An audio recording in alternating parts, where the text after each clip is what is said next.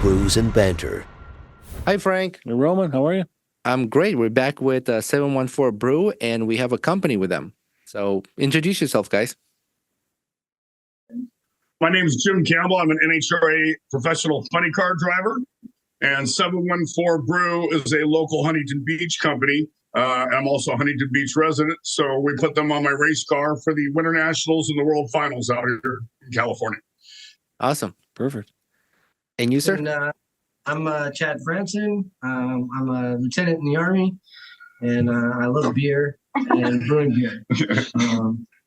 Other hobbies include like running, fun stuff he likes to do. Beer makes it fun. Thank you for your service, Chad. Thank you. So we're going to... And Stephanie, I'm Stephanie, 714 Brew. Welcome back, Stephanie. Thank you. Yes, hi. Wait, well, Jim's here, so why don't we dive in his beer first? Sounds good? Yes. So, Jim, how did you collaborate with 714 Brew to get this beer? Yeah.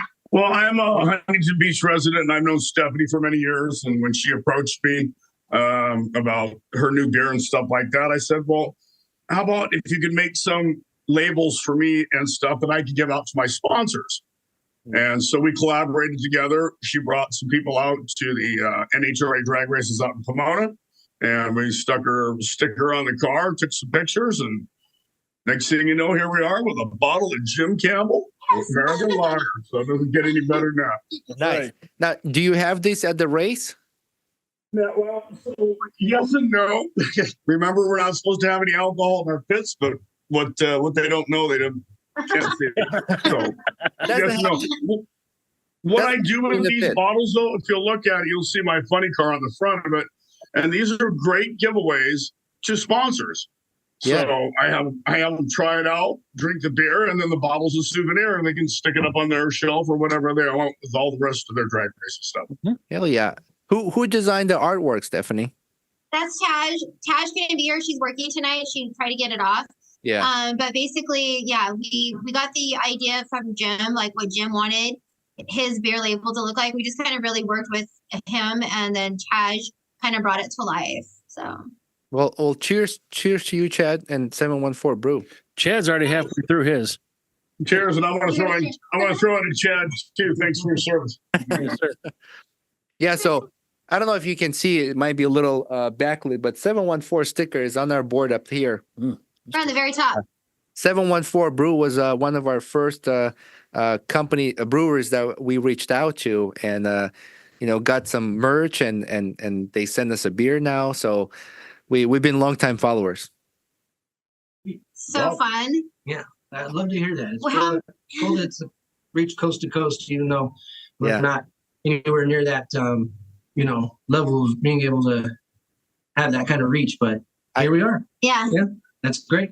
I wish a few years back, right before COVID, I knew about you guys because I was not far from Huntington Beach, visiting in California. You're in Newport? You were in Newport Beach, yeah. Yeah. We spent Christmas with family there. That would have been awesome if we could have had these episodes before. How many episodes do you guys have done now? So this will be our episode 96. 96, yeah.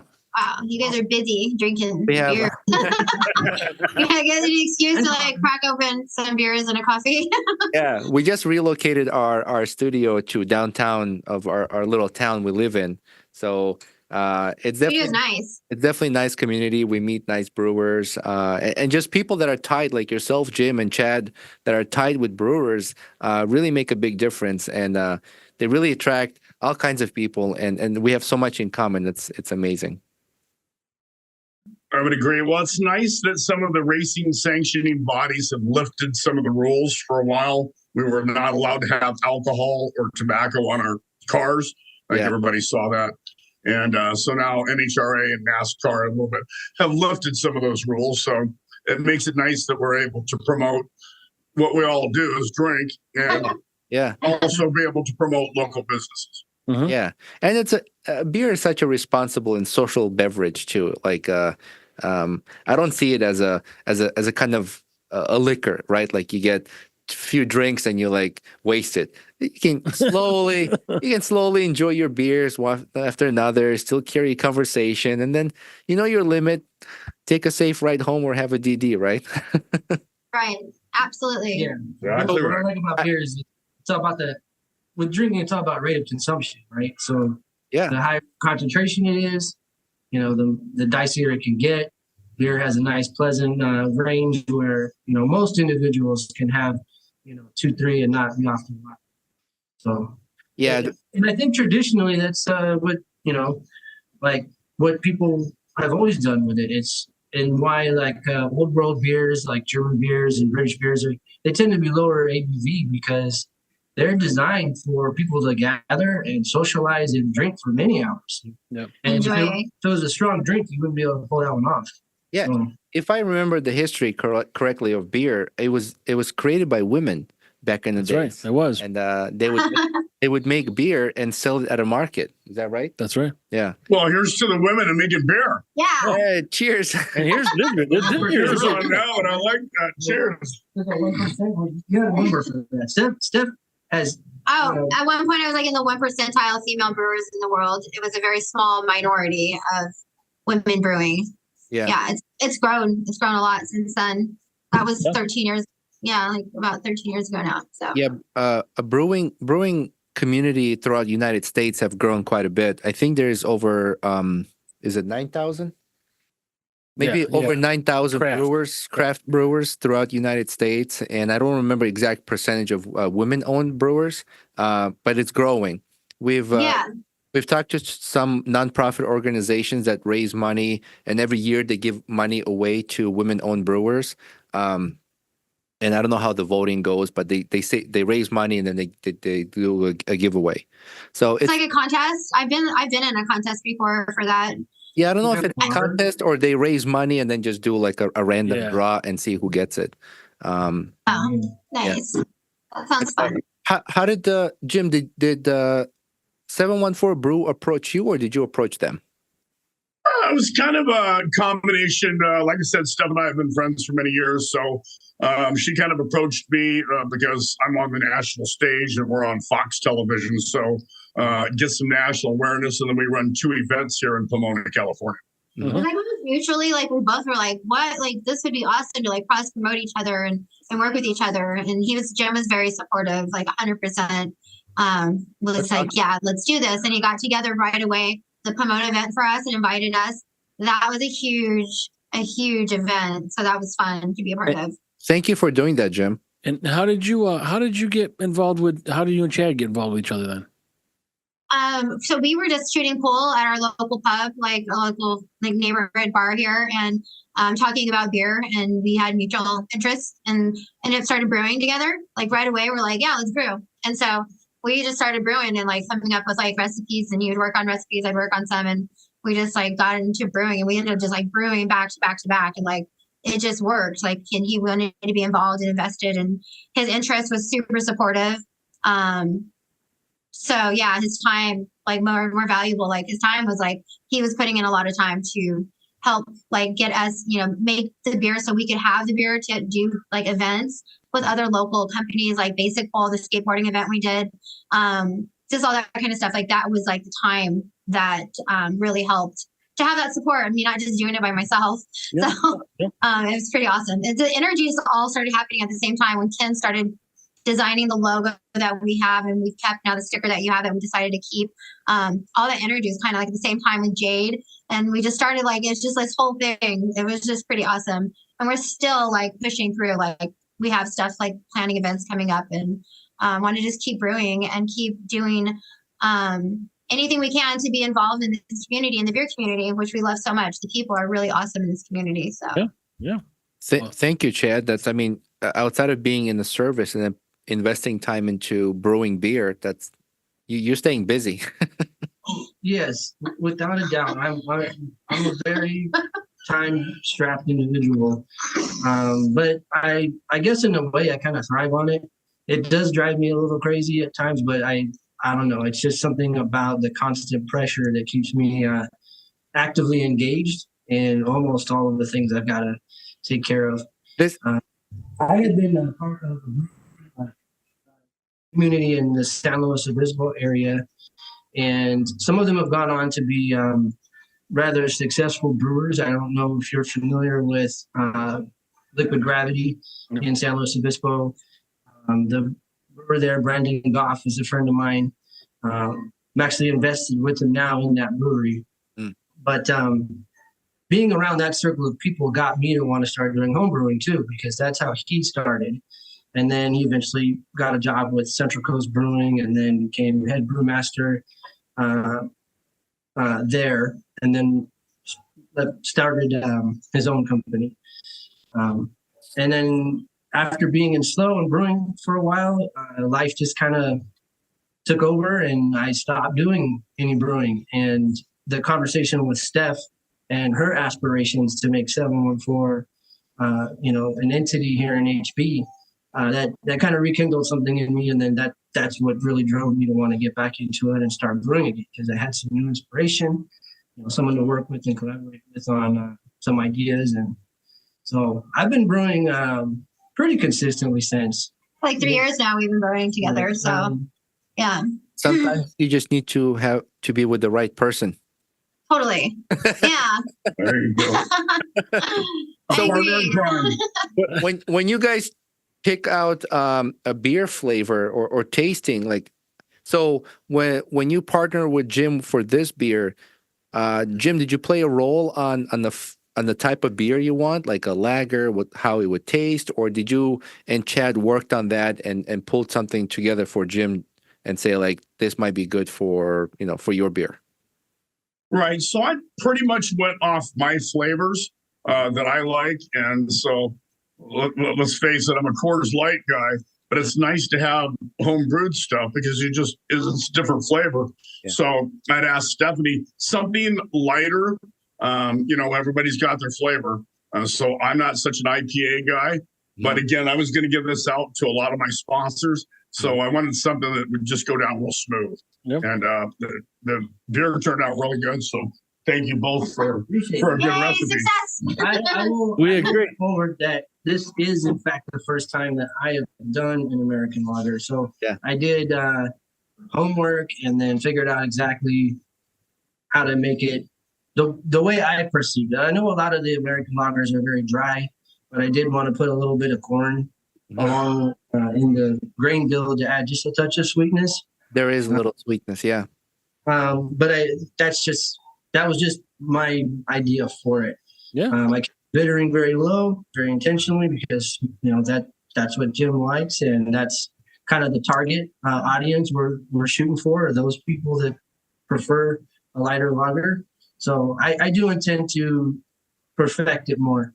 I will, of my own notes on this, note that it's not as crisp as I would like it to be. And I know that during that brew session, we were doing a couple of different ones. I don't remember if it was Black Dragon or what other one. It could have been Tropical Invasion, because those are the ones that we've done here. And all of our stuff's bottle conditioned. It's naturally conditioned. So you guys are familiar with that process? Yep. Yes, sir. Yeah. So that day I made the sugar solution, the dextrose solution for both batches, but then actually measuring out the appropriate ratio that would go for each specific volume that I had of each batch. I might have not hit that quite right, because I think the reason it doesn't have as much snap as I feel it should is I got a little bit under on my priming sugar in this particular batch. So I'm kind of hankering to give it another go where I measure, because normally we measure specifically for each batch individually. Mm-hmm. But this time we were pressed for time. I went ahead and just made an estimation for both, and they were not equal volumes. So I had to make some sort of estimation with, I didn't get an exact ratio that I feel I should get for this to give it that proper crisp snap. So no, we're not unhappy. Like, we're very critics of our beer. Like, we want to make it better. Everyone's their own worst critic. Yeah. I'm almost done. And I have to say this, before we started recording, I was talking to Jim, and I've mentioned I've been to racetracks. You want a lighter beer at a racetrack. It's really hot out there. Mm-hmm. There's a lot of heat coming from the track, especially summertime. You can't be drinking really heavy beer. So having something lighter like this, and really the sweetness level here is not bad at all. Like I can put these down at a track on a hot day. It won't be a problem. So I like that. even though this was like you kind of did this in a rush, it's pretty good balance. If you want to add more crisp, it'll be just fine as well. But I can see this, Jim, at the track. You can enjoy a few of these. Yeah, crushable. They're crushable. They're crushable. Yeah. That's what we want is crushables. Let's not forget, I don't get to enjoy them till the day's over. Yeah. For the record. But no, I like it. I think it's good. Easy drinker, really light. Like you nailed it. Yeah. This one came in That's very good. 4.7% ABV. Yeah, I like I it. believe it says it on there, but 4.7 is what I use. I use Anton Par Easy Dens. It simplifies that process a lot, and I feel it's pretty accurate. So. Should we go ahead and jump into our tropical invasion? Yeah. Absolutely. All right. Yes. And then, so while we're doing that, Steph, did you you started another company since we last spoke? Well, when I've been on like a very traveling mission this year. Like I've been to a lot of different places. I just got back from Spain. That was insane. That was awesome. That was a goal of mine to do world traveling from starting my student loan company 10 years ago. That was a 10-year goal that I reached. So that was really cool. Prior to that, I did stay in Ohio and I did started like a hop business there. So I'm established there. It's called Harmony Hops. And so I'm just kind of building that market right now. So I've got like my Instagram going and trying to like track and like just get like an audience there. And then my first crop is going to be due in April. And so I have a farmer his family's been farming for 80 years in Ohio, and they have tons of farms, and they actually grow whatever people want their business to be and stuff. So it just so happened that I stayed on the Airbnb in a castle that was built in the 1800s for a month there. And during that time, he really was interested in 714 Brew. And I had talked about growing hops, and that I had grown hops before and brewed with it. And I was really into that. And he's like, well, that's what we do here. Like we have people that grow flowers here, sunflowers for sunflower business in Ohio. And he's like, we started talking about hops, and he was really interested in it. So we are growing our first batch of hops are supposed to pop in April. So I'll be back in Ohio in April, and hopefully if everything goes good, then we have plenty of land to expand and grow those. So I'm really interested in that because I actually did give up drinking permanently. So I do miss beer, but I am definitely, there's so many different facets and other things for me to keep myself involved in the community and like the brewery culture, which I love, and old world type stuff. So hopefully if my hops, Harmony Hops goes, then that's going to be like another business that I started. Yes. So Sure. Are those hops going to be used for 714 Brew? Absolutely. Yeah. It's going to be for, well, I'm thinking on a wider scale. So I will be going on a lot of traveling and giving away hops to breweries and stopping at breweries and taking 714 brews and dropping off hops. It's like definitely my future goal. Well, you start off Huntington Beach. Now you're in Ohio. You're not that much farther from New York. Oh yeah, no, I'll be there. And I was actually in New York. Remember, I was going to try to do a podcast with you guys while I was in New York. But yeah, so the time went really fast, and I ended up back in HB before I knew it. But definitely, I'll like in April, and I'll definitely make time to kind of bring some beers out there to you guys, hopefully, and check out some breweries and stuff. Like I'm drinking NA beers. I'm working on an NA beer right now, a 0.0. NA beer, and then I also have some other stuff that I'm like going to be involved where I can still brew with Chad, but like the NA beer side, and he'll be doing obviously the heavy ABV like beers and stuff too. But I'm really excited about my NA beer. I already have working on like the art for the logo with a new artist. Taj still works with us. Like we'll always work with Taj and Ken Hope as well, but they definitely have a lot of projects too. So it's good to like have a few different artists to work with. But the NA is on its way. It's a Yeah, it's I also have growing. It's a growing beer. I'm noticing that they now some airlines serve NA beers, so it's a different market to tap into for sure. I've been hard at work trying many of them. I'm probably somewhere around somewhere between 20 and 25 different ones so far. Tried. I would guess somewhere around 10 to 12 different breweries. Some of them here in California exclusively brew non-alcoholics. I'm thinking Chapman Brewing and Athletic Brewing. That's all they brew. So I think Athletic Brewing is now served on one of the major airlines. I'm not sure if it's Delta or United, but one of the major airlines they serve Athletic Brewing. They make some of my favorite ones so far. Yeah. Now, my favorite one so far is from Fieldworks Brewing, and to my knowledge and recollection, they weren't making those 10 years ago when I was first visiting there. Mm-hmm. They're originally from Berkeley, but they have a couple locations, one in or a couple of tap rooms, Monterey and Sacramento area, I think. But I went there recently, and my goodness, that one was just like I was having an IPA, but less than 0.5% alcohol. But you feel better in the morning, right? Yeah. You love beer if you're drinking NA beer, like. I gotta agree with that. You guys just keep the alcohol and Jim Campbell's great. I appreciate that. Yeah. So what kind of beer is tropical? What kind of beer is Tropical Invasion? All right. So I wanted to do a session hazy because I haven't really come across those much. So this is a hazy session IPA. Okay. And I've also been, over the last year and a half, been interested in those hybridized yeasts that do the thiol conversion, more readily. And so this one is one of those type of yeast strains. I also worked with the product Phantasm. I'm sure you probably heard of that. Just to start trying to play with that particular flavor range. So I think you'll get both that white wine, melon effect alongside stone fruit and peach. Yeah.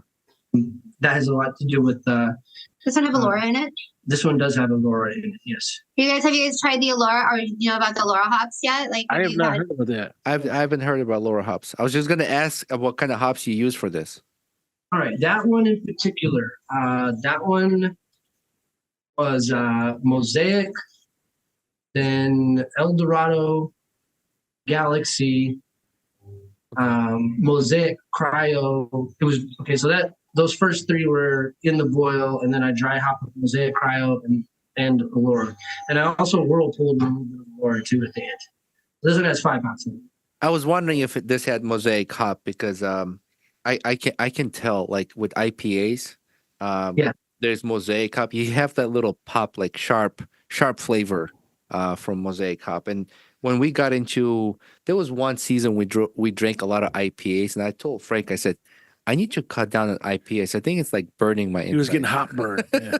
Yeah, you get heartburn. Yeah. Well, have you guys had snake bites before? There are many styles. No. Have you had a snake bite? No. Where it's half IPA and then half of a cider. No, I haven't. Oh, okay. Yeah, they're called snake bites, but they're really they cause heartburn. From the IPA, for some reason the snake bite caused I don't know. That's last time I was I'm gonna take it easy on those. So, if I may ask, do you guys find it to be bitter? Because I was shooting for very hot flavor profiles from my El Dorado and Galaxy, and of course Allura on the very end of the dry hopping and fermentation process, but it shouldn't be bitter. I don't taste any bitter. It should finish. Yeah, it should finish very smooth. Do you like it? Uh-huh. Yeah, I taste hoppiness. There isn't much bitterness. Very little. I taste a lot of the peach. Yeah. That's the Allura. The Allura is the peach ring. They compare it to tasting like a peach ring. Well, that's one of them. There are a couple of hops in there that are gonna give you that stone fruit effect and peach. Well, it's definitely unique to some of the other things we've tasted. Like I don't really get a lot of the. I don't know that I've ever tasted peach in one of the IPAs we've had. This is my first mosaic hop with peach flavor in it for sure, and I highlight those because they come through really really strong. And tropical invasion, Chad. I'm assuming that's military based, right? Clearly, That's him on the label. That's actually me. Taj took a photo of when I commissioned as an officer. I was actually taking my oath out on the airfield at Joint Forces Training Base in Los Alamitos, and that was me doing my, thank you speech, and He's getting sworn in right there. Here's all the people. Yeah, I had been sworn in just prior to that, and so now I'm talking to the station, and they snapped a photo of me, and I had to beg him to let us do that. He was just like, no. And I'm like, I really get excited for a long time. I don't really like mentally. I don't really like the idea of appropriating military service for fucking merch or whatever the hell it is. So many people honor that though. Yeah. But I think she harassed me about it for the better part of the year. I was just like, well, go ahead and do it. I got my way. Do it. But now no, I was like, it's honorable. I think it's very honorable. You'll see there's UH60s on there, like the shadow, like pictographs of it, and I think that comes from the fact that when I was on the airfield, we did this in front of a UH-60 helicopter. So you're on the tarmac. Yeah, there's helicopters on here with some palm trees. Yeah, Blackhawks. Yeah. Yes. They fly over a beach all the time. Like I have a friend. He was a Black Hawk pilot, but then he went into doing more logistics, where he would negotiate with other countries to come up with a peace agreement instead of fighting. So, but that's pretty cool. So we'd be more like Tropic Thunder. Trust me, it crossed my mind. We actually did base up some labels that said that. We were like, we did do Tropic. I was like, I wanted Tropic Thunder. I thought that was good. There might be some. He was like, no. I think the reason it came up is the very first name that was pitched to me and what they put on the design the first time said Hot Tropics. Oh, Hot Tropics. That's and right. then that kind of led to Tropic Thunder, and then I said, no, I don't want to do either of those. Give me some time to think. Yeah. And I rolled over, I don't know, a handful of names and settled on Tropical Invasion. Yeah. Nice. No, this is good also. It's like 100% all him. So I'm gonna down this. Tropical Invasion.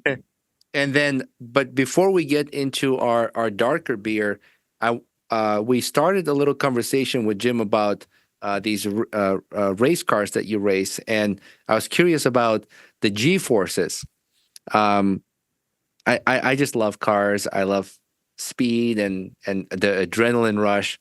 I've done a little bit of a small SCCA racing, like it's a 45-second course, even though it's a short time, but it's just so exhilarating, like hanging out with me, satisfying, and of course he had to say that. That was hot. I'm sure it's worth it. Jim, what's that feeling like? Exhilarating was Frank. That's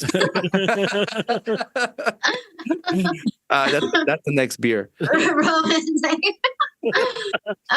Jim, what's that feeling like being in that car for those insane G-forces for those few seconds? And like, can you give me a little bit of a visual? I'm trying to imagine that, like what it's like. Picture about 8 of your friends punching you in the stomach at the same time, and then I'll give it to you. So we pull about 7.5 to 8 Gs. We go 0 to 335 miles an hour in 3 football fields from a dead stop. Wow. You guys are ready for NASA. Like, don't. Yeah, I was gonna say he's even an astronaut. So when this ends, when you're done, is there some sort of decompression, sort of recalibrating your senses when you come to after the finish line? Are you there, or are you kind of like just routine? You know what to do until you sort of get your senses.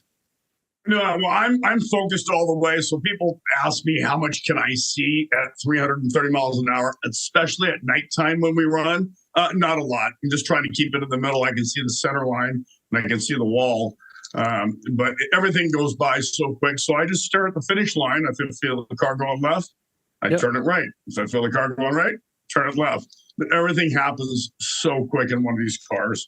And then, of course, we have the engine in front of us versus the dragsters, which are the long cars. Mm-hmm. They're behind them. So, what's your quarter mile time? We don't run a quarter mile. We run 1,000 feet. My fastest time is 3.92 at 331 miles an hour. So 3.9 seconds. Ridiculous. He's crazy. As a driver, does it feel like 3.9 seconds, or it feels like 30 seconds? You know, as a driver, there's so much going on in such a short amount of time. I know that other drivers have said things slow down. I don't know. It's hauling ass to me. So I just, like I said, try to glance out because, again, you're looking straight forward. So we all know where your eyes go. The car or any vehicle that you got is going to go the same way. So at nighttime, you got to make sure because we have what they call header flames. Like you'll see on the beer, that's our exhaust is those flames. Yeah. So if you happen to be next to somebody else and look over at their exhaust, you'll probably wind up in their lane. You guys have we're not a contact sport. Yeah. Yeah, for sure. Yeah. You guys have emergency vehicles at all time there, like fire department, EMS, and all that stuff? Absolutely. Yeah, we cannot run without a helicopter on site. The track has to be prepped for the top fuel cars. So there's a lot of work that goes into it from NHRA prior to us even getting to the track. Mm-hmm. Nice.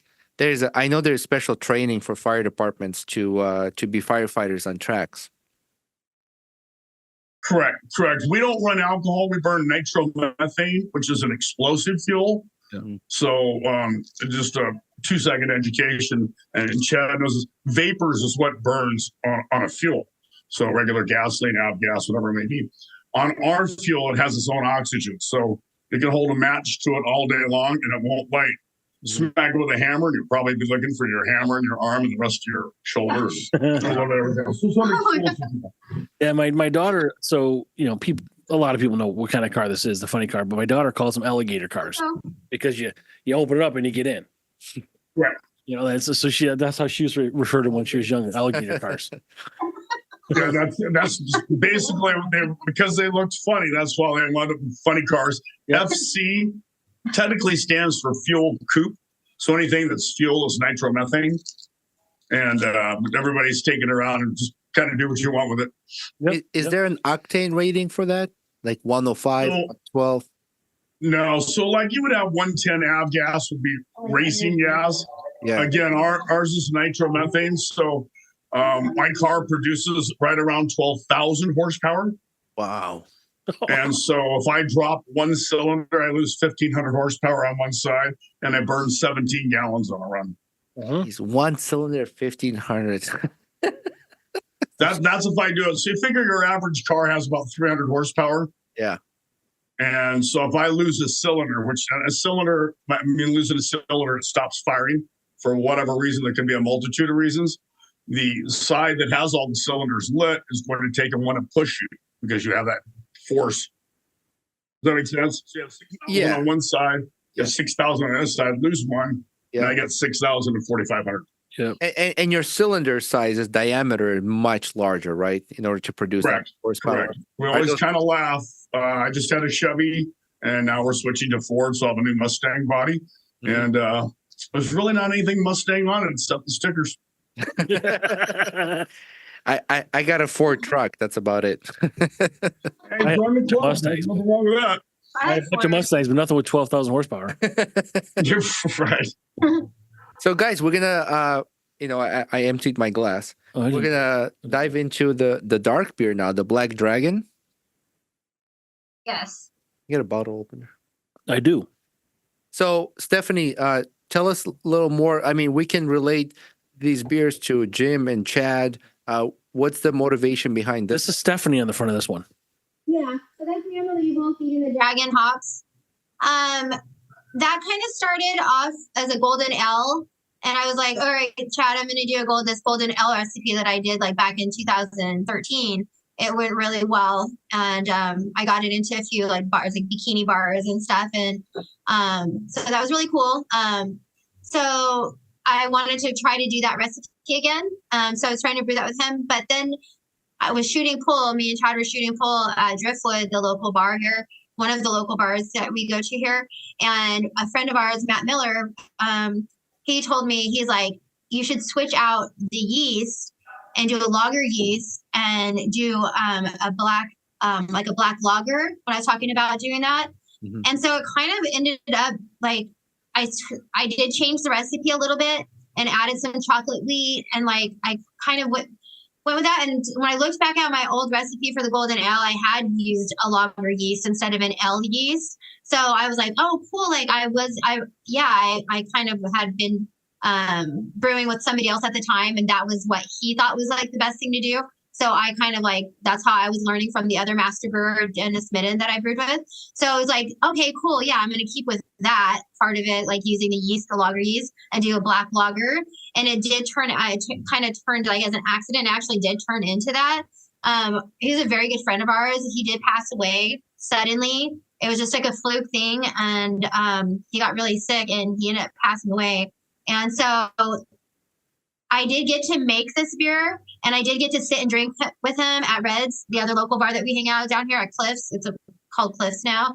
But he did get to drink it before he passed away that night. And so that's kind of like that's our Black Dragon story for our local that it was a really good friend of all of ours, Matt Miller. So kind of him, he was really excited about it. He's like, he really wanted that to happen. I was really glad that I didn't lag on it. And I did actually make it, and I did actually bring in samples and got to drink it with him. But that's kind of like the Black Dragon. I don't know, like I thought about the dragon and doing like medieval art came to me. And then like I was kind of looking at a lot of art stuff, and I started working with Taj on it, and we formulated into like a picture like of the Black Dragon eating hops out of my hand. And that was really cool. So yeah. Well, we'll raise a glass to Miller. Yeah. So cheers, enjoy this. Like it definitely is like a chocolatey, roasty. Yeah. Got Steph's and I made this beer, but it I'll be perfectly honest, just candid. The recipe kind of confused me. Particularly the grain bill selection. But I am happy with the result. And gosh, I'd have to check again here because it just worked. Even though it had kind of an odd ratio of fermentable malts and to specialty malts, it still worked. And well, we all know some of the best combinations ever made are flukes sometimes. Yeah. Just like my Reese's peanut butter cup. You ran into my chocolate, I ran into your peanut butter, you got a peanut butter cup. Yes. I'm down with that. This one is weighing in at 7.6%. 7.6%. Yeah. That's a dessert. Now, in addition to the malts, there are some adjuncts added, honey and brown sugar in this one. Yeah. So that I know that contributed to getting that ABV where it is. Right. But it drinks very smooth. I don't taste any booziness on it. I generally like this beer. I got into Black Lager for the first time beginning of the year. I tried my first Black Lager, dark lager, and what was the brewery? Middle Ages. Yeah. We have a brewery here, Middle Ages, and that's where I tried our first dark lager, and I was surprised, like, because you're expecting something stronger, something thicker when you're looking at the color, but it drinks much smoother than that. Yeah, almost. It's a whole different journey, like on your taste buds. Yeah. I haven't had it in a little while. Like this is my first time in, probably a month or more since I had a bottle of this, but. It like the flavor reminds me of like a Baltic Porter, but then it's just not as heavy. Not as heavy, yeah. No, all of that, and even it's lighter than a stout, right? Yeah. Kind of looks. Yeah. It would be that, but good nonetheless. I don't want to take up too much of your time, guys. I know you're have time restriction, but just before we wrap up and while we're enjoying this, Chad, what do you do in the Army? Oh gosh, I'm a staff officer in a logistics battalion. So our battalion is mainly heavy trucking. So we have we transport pretty much all the logistical aspects of supporting a forward force. So water, fuel, beans, bullets, and then also the maintenance on vehicles. And one of our companies is a heavy equipment transporter company that can transport in other vehicles or recover them. Recovery operation is a big deal, and in the military, our rigs occasionally break down, and maybe more than we would like because we have a somewhat aging set of vehicles, but the Army has been going through a modernization phase, and I think the military in general, a lot of our equipment and technology and what we employ has developed during the Cold War and was resourced at that time, and then it's essentially received patches to upgrade as we move along. And now we're moving into this next generation of our role, and they're basically rolling out new equipment, completely upgraded modern equipment. It's not a patch or a tweak or a revision of something that we had machined and built. You have to understand, this is multi-billion-dollar organization with all of these assets. You can't just switch that stuff out when you're ready. Like, okay, I want to just switch out the entire military with modern stuff. It's a fielding process that takes time. Right now, we're in the works of that fielding process. So right now, recovery ops is still like a very relevant thing. Are you guys trained to repair the gear yourselves, or you have to by contract? Most no. They're set at different skill levels based on an occupational specialty that a soldier has. Most of them have the lowest levels, a 10-level operator, and they do basic stuff. They're not really equipped or trained to do more than that.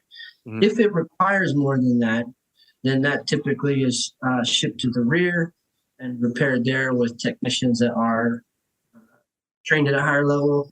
Or if you're in like the state of California and you have the vehicle go down, it will go to a field maintenance shop, and there's trained folks there that know how to work on those vehicles, more complicated fixes.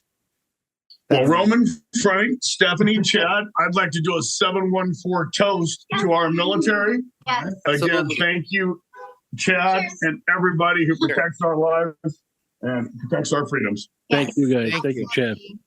Thank you. My brother served 8 years with the Marines, and I'm hoping that I'm ready to do this Marine Marathon next year in DC. Are you going to do the 10-miler? You're going to do the 10-miler? I'm training for it. So I'm training to watch him do it. I did. I've never done that one. I've done dozens of race events from 5K through marathons, but I've never done the 10-miler. Yeah, so that's perfect. I would do the 10-miler. I go 1,000 feet, and then I'll just go ahead and ride my bike the rest. Just drive your car. Right. What would your car do in 26.2 miles? Be on fire. 26 seconds. I'd be on fire at point. Let's put it this way: about a quarter mile, I'd be on fire. Yeah. You'll be done with it before I open my beer can. Yeah. That's pretty much it. Yeah, but the fuel tank would have to be like fucking 20,000 gallons or something. Right. I wanted to get an understanding what you do, Chad. Jim, we know you're a racer. Stephanie, you're a face of 714, and you entrepreneur. You have your business. Right. So we just wanted to kind of like get everyone's job and like what they do. Definitely. And the appreciation that what you guys do outside of just working with the 714 Brew. Yes. So Jim, hey, we're all a family. Super awesome. I'm so stoked we did this. You have the beers and we planned this, and I'm glad we got to do this. Well, we appreciate you guys letting us do this with you. We'll do more. and hopefully someday we can meet in person. Oh, for sure. That will definitely happen. Chad's going to be working on a Belgium beer. So Nice. Oh, nice. Yeah. Good. This is true. I just finished delivering about half of my holiday 6-packs to my full-time staff that I work with. 3 different beers than even these. Well, actually 4. I have 2 different versions of a honey blonde. One of them is our summer blonde, and then another. This is actually version 3. This one actually came out tasting more like a Belgian strong, but it's just another variation of the honey blonde that I've been doing for a while now. And then a different version of this tropical invasion. I've kind of beefed up the grain bill a little bit and to take it out of the session range into like a normal IPA. And then I cut the yeast. Half of it was that thiol kind of engineered yeast, and just a traditional, California ale yeast, basically a West Coast IPA ale yeast. And I really like the way that one came out. I'll send you guys a sample. And a holiday Absolutely. brown. Yeah, I'll send you samples. I did a spiced brown for holidays. One of my chief complaints with a lot of spiced beers in general, whether it's pumpkin beer or Christmas beers, is they tend to be overspiced for me. So I really like mine because it's very smooth, and the spicing is very subtle with your cinnamon, ginger, and allspice, but in a very light way. Yeah, you definitely got to find that right balance. Yeah. Oh, yeah, it'd be easy. Let's face it, Chad's trying to get his staff a buzz. All right. That's right. Well, again, we thank you guys for letting us, have this opportunity with you guys, and thank you, Chad, again for your service. Nice to meet you, Jim. And appreciate Pleasure, Roman and Frank. Thank you very much for having us on your show. Absolutely. Stephanie, Chad, thank you for letting me be a part of 714. They'll be on the funny car. And like I said, anybody comes out to the drag races, stop by, say 714 Brewing, and I might find something that we broke and sign it for you. Awesome. That would be so Jim, cool. Jim, you got any upcoming races coming up you want to mention? We are in our off season right now, but if you go to nhra.com and we'll repost this broadcast, so you can go to Jim Campbell FC for all of the social media, or Jim Campbell Racing, and that's CAMP. So it's like Campbell soup. Yep. And Stephanie, you want to put a plug in for something? Anything? Well, we have our hats and all our merch, and support us. Everything that you can go to 714brew.com. perfect. Excellent. Yeah. Perfect. Thank you, guys. We really appreciate. I hope we didn't take too much of your time. Thank It you was for fun. your time away from your family on a weekend now. And it was a pleasure. I hope we can do it again sometime, and we're looking forward to it. Awesome, guys. do it. Happy holidays to you and your family. Correct. To everybody that's listening, Thank to you, everybody guys. out there, here's one more cheers for happy holidays and a great 2025. Yeah. Agreed. Thank you. Cheers.